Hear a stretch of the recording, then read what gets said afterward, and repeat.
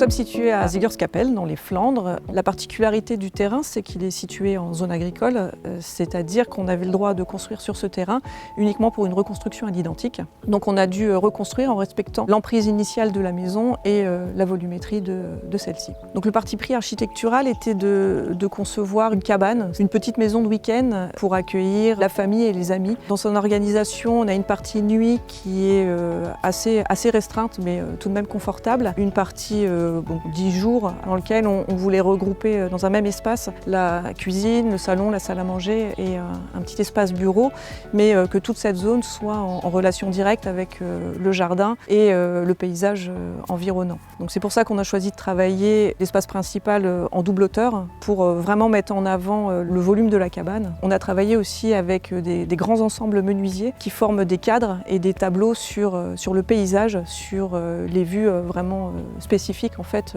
de l'environnement.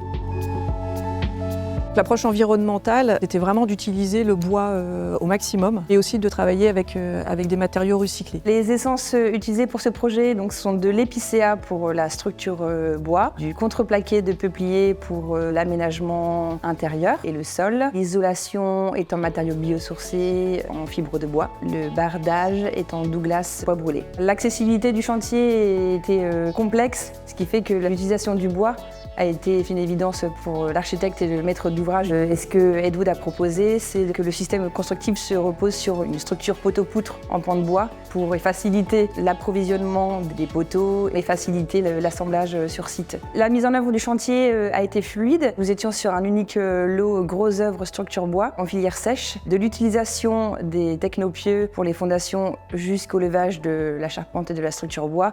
On a choisi également de travailler avec Ed Wood sur des assemblages en fait traditionnels de la maison, ce qui permettait d'acheminer des petites sections entre guillemets de charpente et d'assembler l'ensemble de la maison directement sur le site. Donc on a la dalle qui est en bois et tout le reste de la maison qui est également en ossature bois. D'utiliser le pan de bois comme système constructif, c'est important effectivement pour Ed Wood parce que c'est revenir au métier même du charpentier, de tailler, d'assembler ses poteaux, reprendre les fondamentaux du métier et de les appliquer à des maisons d'aujourd'hui contemporaines mais basées sur un savoir-faire traditionnel et en filière sèche puisqu'on utilise du bois, de la structure jusqu'aux aménagements intérieurs, jusqu'aux lits superposés des enfants. Donc c'est vraiment l'utilisation du bois omniprésente.